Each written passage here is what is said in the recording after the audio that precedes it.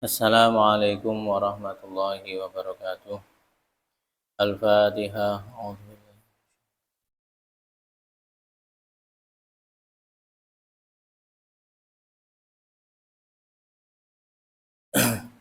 Bismillahirrahmanirrahim. Qala al-musannif rahimahullahu ta'ala wa nafa'na bilumihi wa matana bi asrarihi wa ada alaina min barakatihi fid dharaini.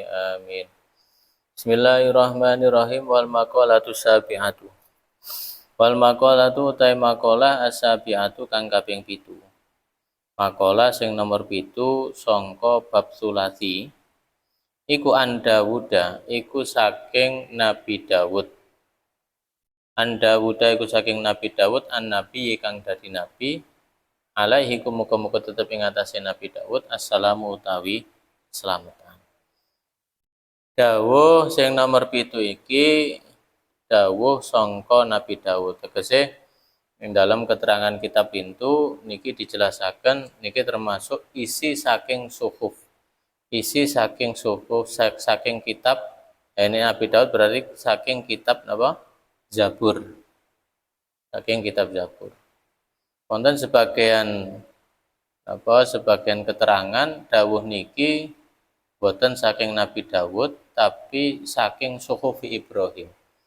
Saking suhuf Ibrahim. Intine dawuh niki dawuh sangka kitab-kitab terdahulu. Isi sangka kitab-kitab saderenge Al-Qur'an.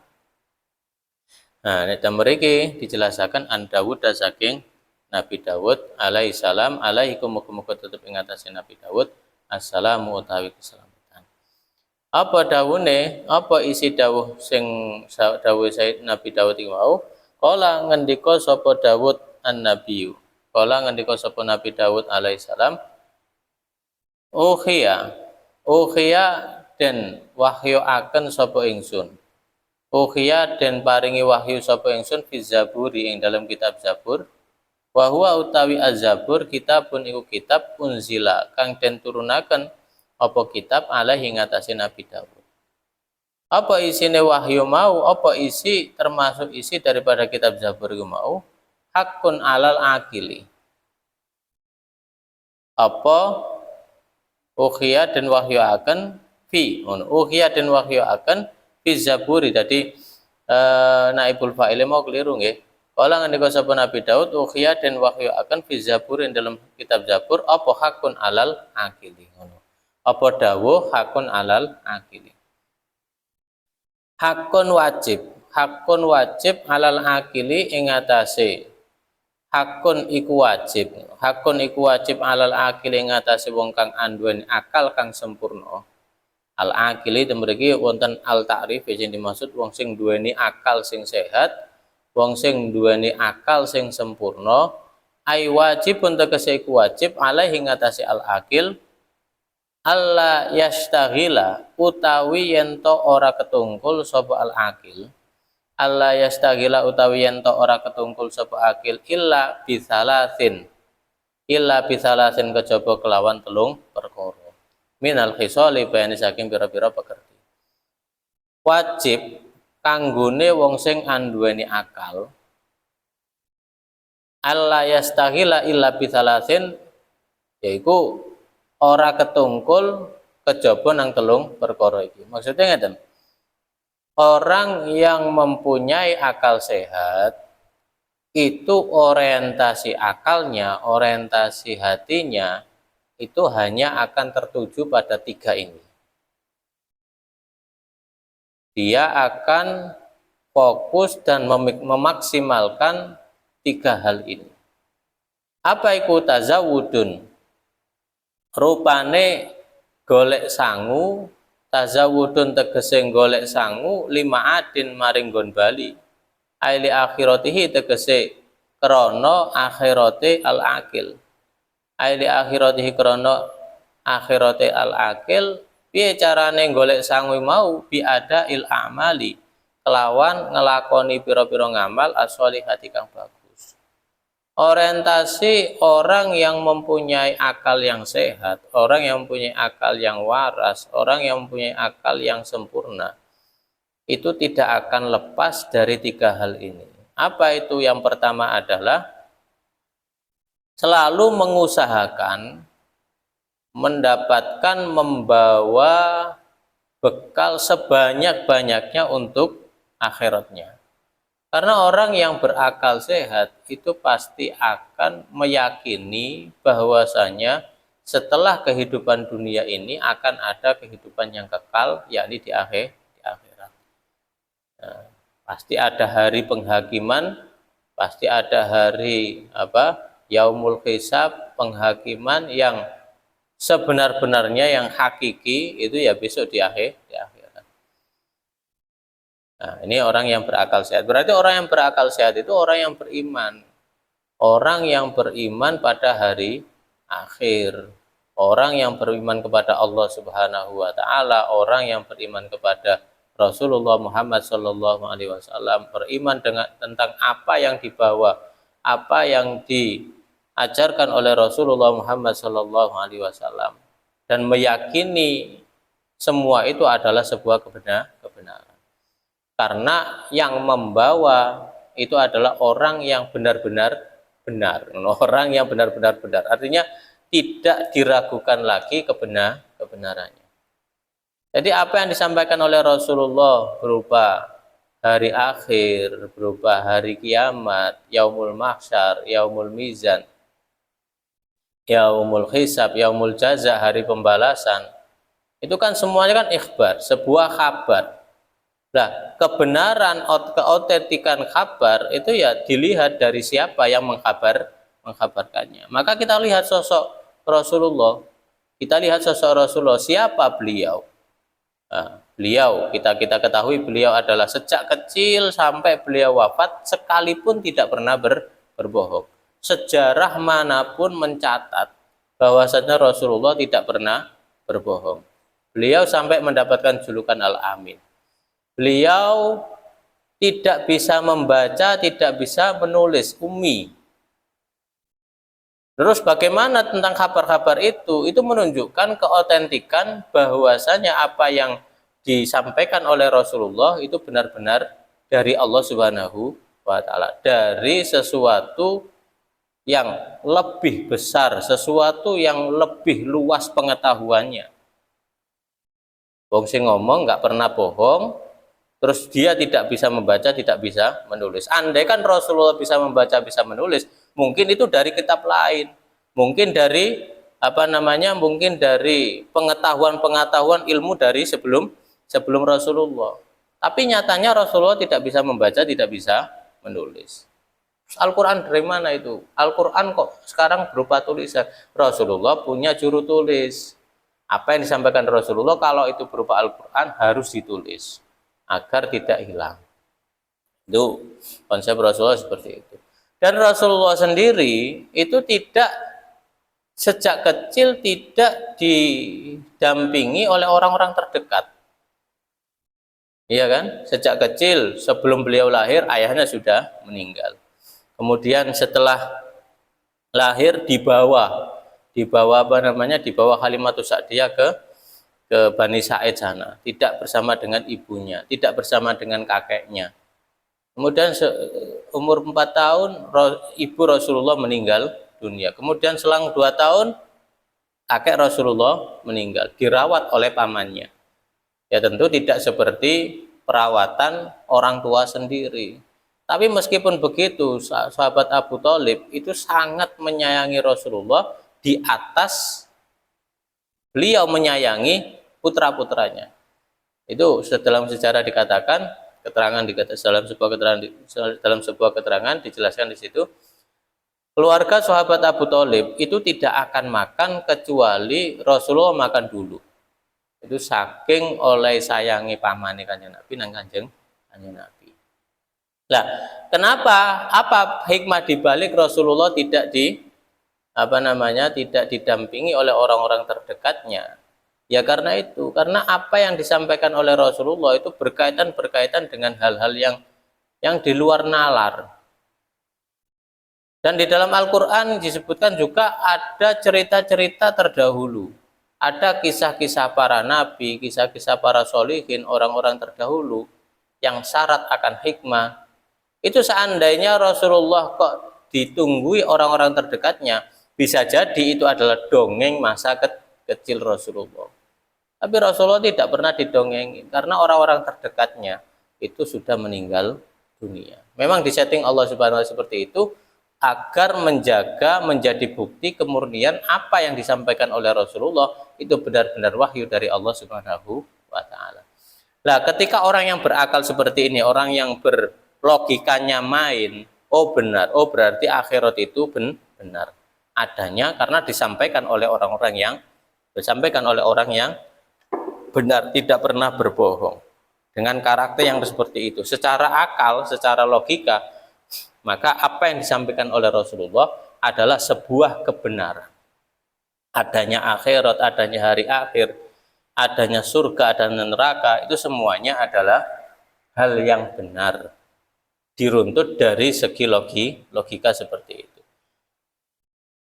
Dan hikmahnya apa? Hikmahnya ya seandainya kalau akhirat itu tidak ada, maka Allah Subhanahu wa taala tidak adil. Maka Tuhan ini tidak adil. Bagaimana tidak adil? Banyak sekali di dunia ini orang-orang yang melakukan kejahatan, orang-orang yang melakukan kesalahan, jahat kepada yang lain. Tapi dalam hukum dunia mereka tidak terkena. Banyak sekali korupsi, banyak sekali orang pembunuhan, tapi mereka lolos dari hukuman-hukuman tersebut. Seandainya tidak diyakini adanya akhirat, maka ya tidak adil Allah Subhanahu wa taala. Sementara orang yang baik tidak hidupnya seperti ini, susah seperti ini, katakanlah secara dohiriyah, kemudian sementara para penjahat-penjahat itu lolos, tidak mendapatkan hukuman. Lah, kalau kita tidak mempercayai hari pembalasan besok, ya tentu itu adalah tidak adil. Sementara Allah Subhanahu wa taala kita meyakini bahwasanya Tuhan itu adalah zat yang maha adil.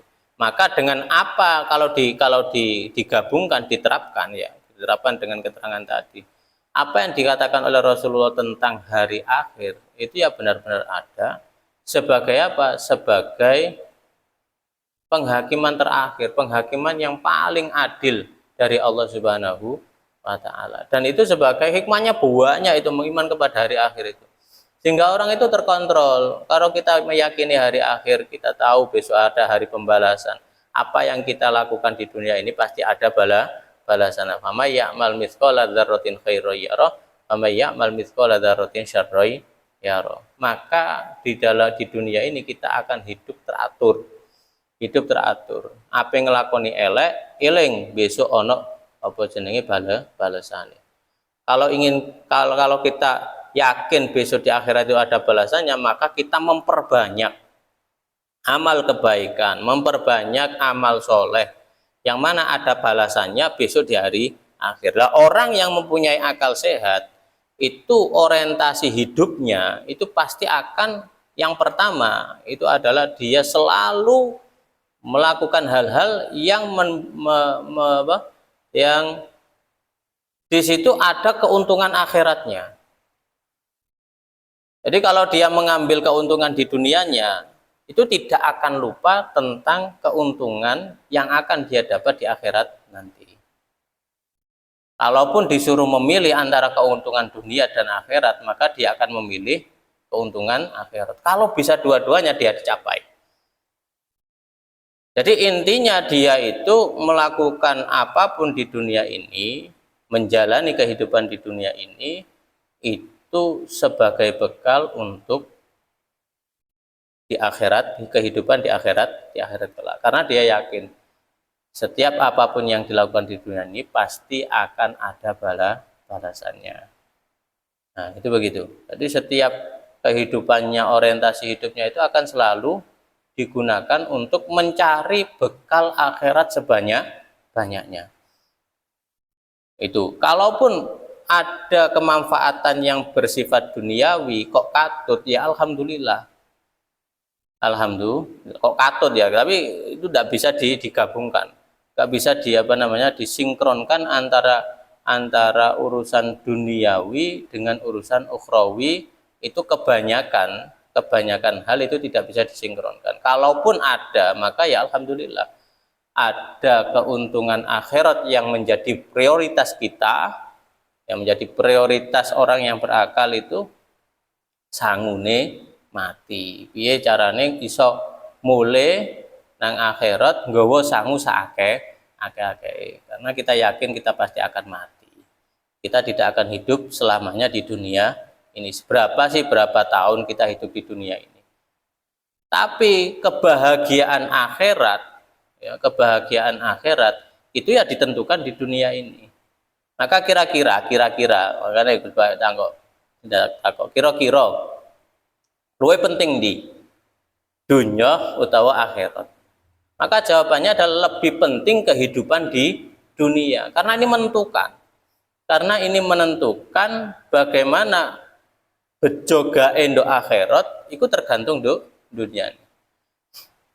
Nah, itu tidak akan difahami kecuali orang-orang yang berakal sehat.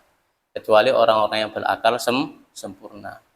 Kita selalu melihat beberapa detik orang itu meninggal. Dan itu pada akhirnya akan jatuh pada diri kita. Itu harus diyakini dan kita harus siap. Siap gak siap ya bakal mangkat. Siap gak siap ya bakal berangkat.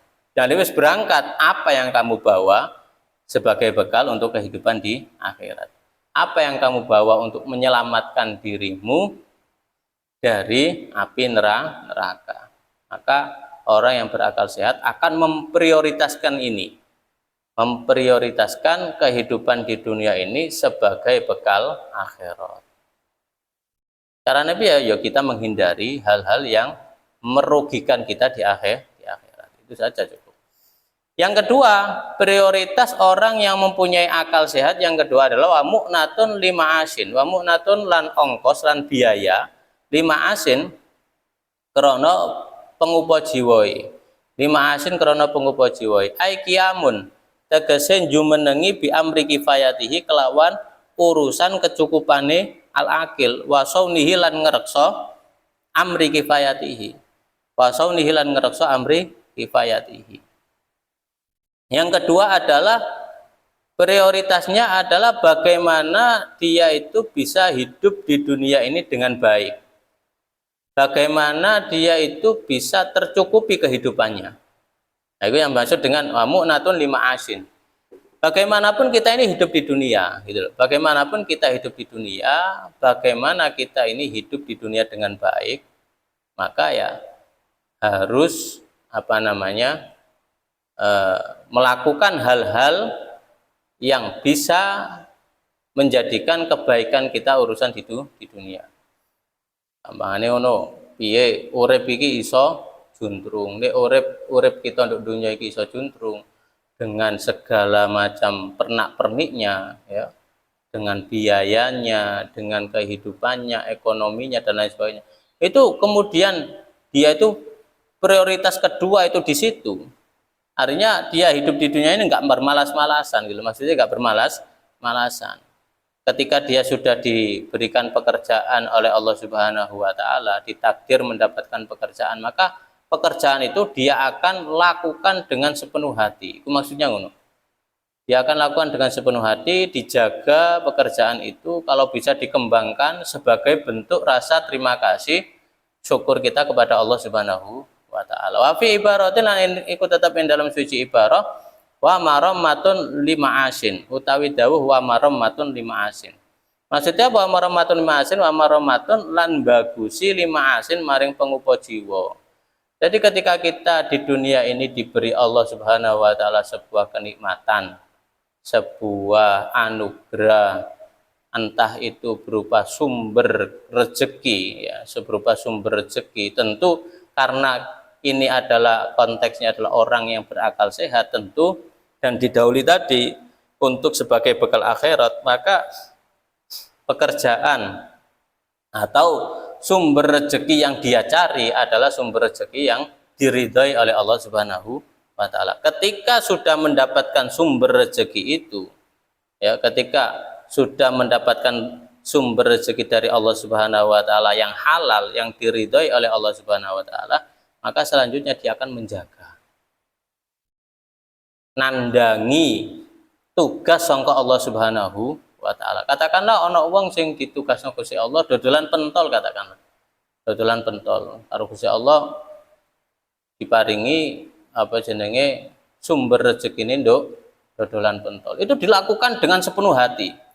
Sebagai bentuk apa? Sebagai bentuk rasa syukur dia karena ini sumber rezekiku dan akan dibagusi, maka dia akan apa namanya maksimal sepenuhnya sepenuh hati untuk menjalani itu dan apa namanya meyakini bahwasanya itu adalah anugerah dari Allah Subhanahu wa taala, menerima itu dengan baik. Fokus di situ menjaganya agar tidak rusak, agar tidak bangkrut katakanlah. Itu wa maromatun lima asin. Maksudnya gitu. Bi fathil mimi kelawan fathai mim, marom warra ilan ro, wa tasdidil mimi lan tasdidil mim. Marom matin lima asin. Ai islahihi tegese bagusi ma'asin. Jadi ayolah kalau kita itu sudah mendapatkan sumber rezeki, ya, kita belajar dari sini, kita berusaha secara akal saja ini sumber rezekiku, sumber panganku, mesti wong sing duwe akal itu terus berusaha untuk menjaga itu. Berusaha untuk menjaga sumber rezekinya, syukur-syukur dibagusi, dikembangkan. Nah, kalau orang yang masih apa namanya masih bergantung pada orang lain, katakanlah seperti seorang anak pemane anak sing mondok, mestine wis gak wong tua wis gak kewajiban kan anak-anak sing mondok. Yo, gak mondok kaya kita-kita sing sampean-sampean sing santri-santri iki. Ya kan mestine wong tua wis gak kewajiban, wong wis baleh, duwe akal, terus awake sehat, lengkap anggota tubuhne. Mergawe apa jenenge? Dikongkon mergawe yang mestine iso secara logika duniawi ini, secara syarat ngono wis cukup wis iso. Tapi kan krana sampean-sampean iki apa ngulati ilmu, tolabul ilmu, terus memang perintah dikongkon fokus nang kono, ndak iso golek maisa dhewe. Akhirnya kan terus gantungno nang wong tuwa. Disupport sangka wong tuwa. Lah kanggone wong sing masih rezekinya itu melewati orang lain, contohnya seorang anak, kadang-kadang seorang istri, kadang-kadang orang yang sudah sepuh tapi masih rezekinya itu dilewatkan oleh seseorang, lewat seseorang. Maka caranya mu'natun lima asin, caranya maromatun lima asin, menjaga sumber rezekinya, menjaga dan memperbaiki sumber rezekinya, karena sumber rezekinya itu melewati orang tersebut, maka dia akan berbuat baik kepada orang ini. Kalau anak ibaratnya anak ya berbuat baik kepada orang tua, karena bagaimanapun anak masih gantung wong tua. Itu umpamanya seperti itu. Nah, bisa semuanya. Terkadang ada kasus orang tua yang bergantung sumber rezekinya dari anak, karena orang tua sudah nggak kuat, sudah nggak bisa bekerja, sudah tidak bisa mencukupi dirinya sendiri, akhirnya melewati anak. Dan itu bukan berarti anak lebih tinggi daripada orang tua, enggak. Tetap status orang tua, status anak tetap sama. Orang tua harus dimuliakan, anak harus memuliakan orang tua harus menyayangi anak. Nah itu ketika sumber maasinya itu dari anak, maka orang tua ini ya harus tahu, oh sumber rezekiku toko anak. Maka bagaimana orang tua ini berbaik kepada anak ini, menjaga anak ini. Nah itu begitu. Semuanya kayak ngono. Intinya sumber rezeki itu kudu dijogo, kudu diapii, ojo disiak-siakno. Krana iku anugerah minnah sangka Allah Subhanahu wa taala. Orang-orang yang berakal itu pasti akan tahu itu. Pertama dia akan selalu apa yang dilakukan itu prioritasnya adalah untuk keuntungan akhirat. Yang kedua adalah selalu menjaga sumber rezekinya, mengembangkan, memperbaiki sumber rezekinya. Yang ketiga adalah watolabul ladzatin lan nuprih kaenaan, mencari kenikmatan, keenaan bihalalin kelawan perkara halal. Faina kasbal halali karena sak temene luru golek perkara halal iku wajib. Yang ketiga ini penting. Sampean jangan pernah punya anggapan bahwasannya yang enak-enak itu yang haram-haram. Ya.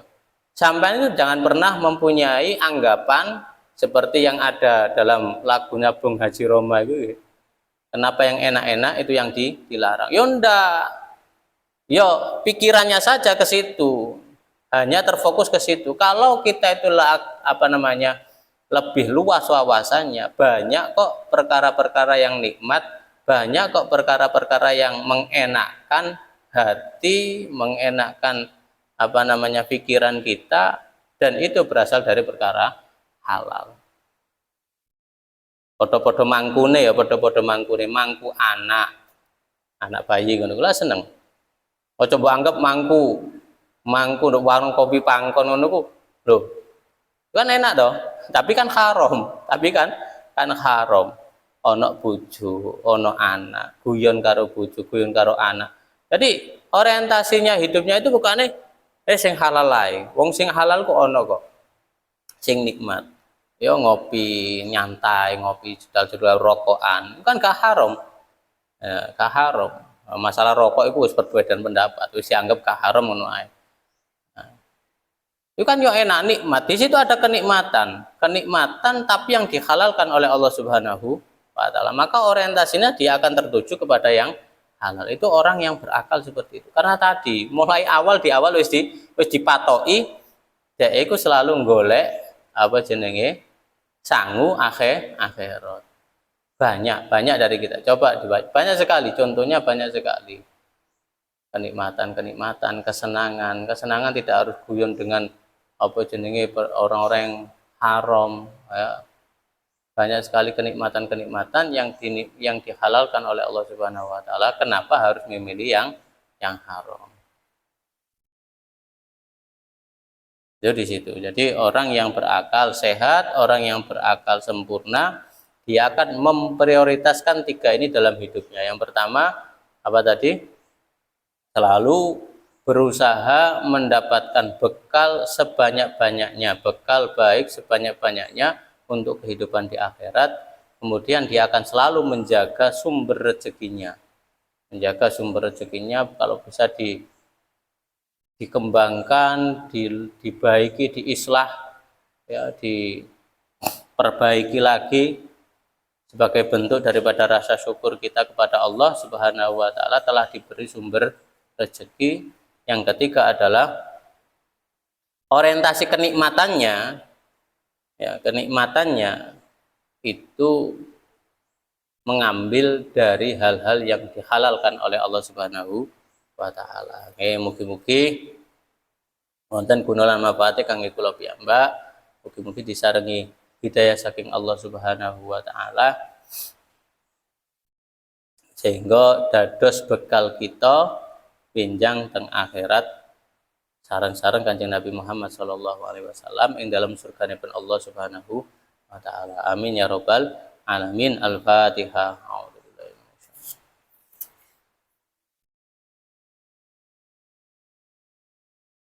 Subhana rabbika rabbil izzati amma yasifun wa salamun alal mursalin walhamdulillahi rabbil alamin. Wassalamualaikum warahmatullahi wabarakatuh.